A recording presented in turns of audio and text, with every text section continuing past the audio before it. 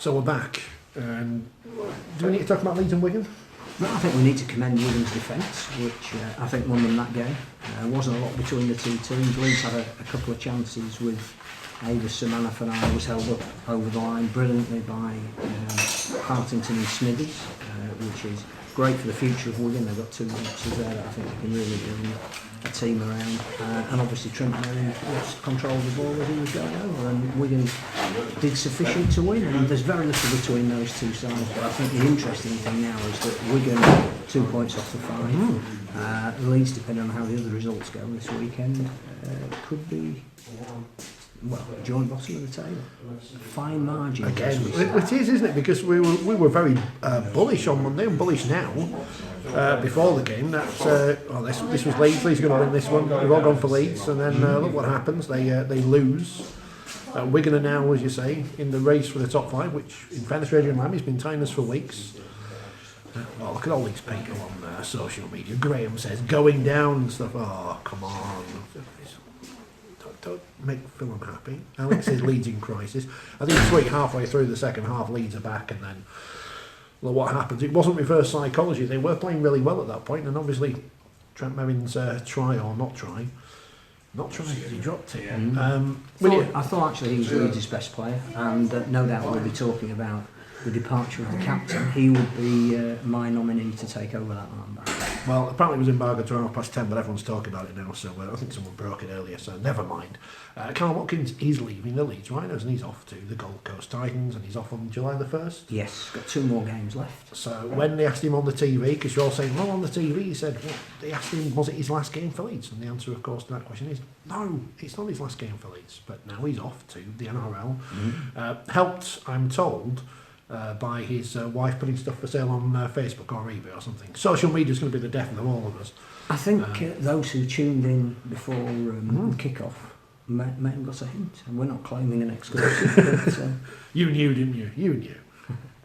Not for sure. No, but there you go. So he's off to Gold Coast. Richard Agar said he thinks it'll be a success. It's going to be an interesting new chance. It'll be interesting. They said offers from league and union. I'm sure that. I wish him nothing but the best. I think he's earned the right to test himself in the best competition in the world.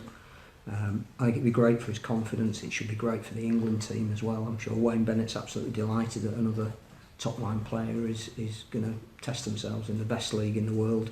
The interesting thing from a Leeds point of view is, does that now give them some salary cap money to use this year? Could they go out and sign somebody from July the 1st? In a position that they believe could be strengthened. I mean, without challenging the spirit of Gary Schofield, who was here today, I know what he will say, and in fairness, on the TV coverage they pointed out as well, one of the failings for Leeds today, unfortunately, was their last tackle options, and a couple of the kicks from one of their half-backs. And in fairness, they only had one half-back for the majority of the second half when Liam Sutcliffe went off. Yes, I think that is an area now they'll look at. They have defensively moved on clearly from where they were 3 or 4 weeks ago. That's an area now that they can feel more satisfied that they're moving in the right direction. But yeah, last tackle plays still are an issue, or good ball as it's now called under the modern parlance. And yes, whether they need to change, it's going to be interesting next week, because obviously Lola here won't be here. Sutcliffe has taken a head knock, and he may not have enough time to play at St Helens next Friday. So yes, they are going to be in need of some greater direction out of halfback. Saints who battered Huddersfield 38-2 earlier tonight as well. That game seemed like it was over at half time, which this one wasn't. Graham says Wigan's defence won the game. That's some very impressive young players out there as well. Obviously old heads, and you can say we're on about Sean O'Loughlin. He knows how to he knows how to manage a game. Manage a game, that's the and you can also see why Leeds would have been interested in him before the season started, because I think you stick him in that Leeds team tonight, right options, you come out on the right side of the ledger. They're missing that kind of... It seems like when you say Kevin Sinfield and Danny Maguire knew how to referee games, that you're being disrespectful to the rest of their games, but they were able to... They influenced games in a number of ways. and mainly with their skills. Yeah, of course. But you also need... I think in rugby union they call it the dark arts. Or that might be just punching people in scrums, to be honest. Gripping something of somebody's that you shouldn't. Back to Scully when he was on that programme on ITV once. Tim says, I bet Watkins won't play second row for Gold Coast. Something went wrong there. I don't know. I think he was seriously lacking in confidence, and one way of getting that back was tackling has always been a good part of his game. And I think just saying to him, go in the second row and work hard at the thing, something that you're really good at, is a way of getting your confidence back. So I think that did work, because it also allowed Harry Newman to cement his place in the team. And I think again tonight, although he couldn't catch Oliver Gildart on the outside, I thought Newman looked the most likely to get Leeds into an attacking position. Alex said his mum would be better than some of the players in the Leeds side today. Give her a go. Well, there's room on the salary chat. Yeah.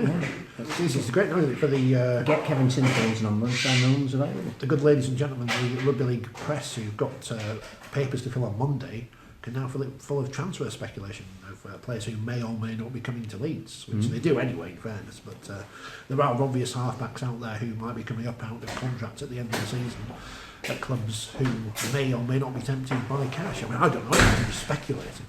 But it's going to be an interesting time. Interesting. Never dull. Is there anything else we want to talk about? No, I think 13,000 here, atmosphere was decent throughout. I think another close game that you didn't know how it was going to end until a minute from time. So that's what we want, isn't it?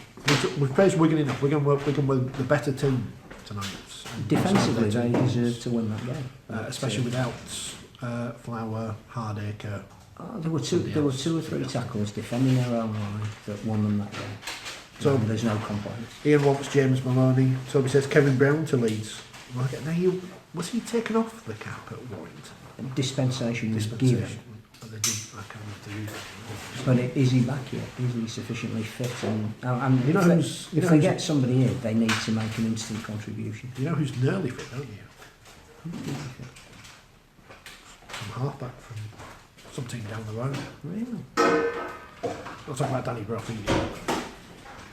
Well, it will be interesting, because I'm not sure how the salary cap works on the basis of somebody being relinquished with 3 months to go, but you would think that Leeds would be in a position to offer some cash for someone before the start of next season. So, to Michael who's just joined us, Kallum Watkins is going to the Gold Coast Titans. I think it's official. July the 1st. If not, I'm going to be in trouble. I'm going to get back from Leeds now. It is official.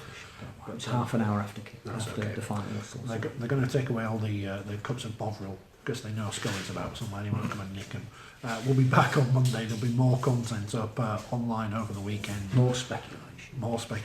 Just send in your made-up transfer rumours. People will believe them. They'll probably get published in the tweet of the week in League Express or something, if you look credible enough. Or send them to the letters page. I've not sent one for a while. Join us back again on Monday, 6 o'clock. We'll talk Kallum Watkins, Wigan, St Helens, anything else that's happened. Hull, Castleford being rubbish in the second half, and anything else going on in the world of Rugby League. And don't forget, if you are the partner of a Rugby League player who's about to move clubs, don't put your stuff on eBay or Facebook to sell, because people will work out what's going on.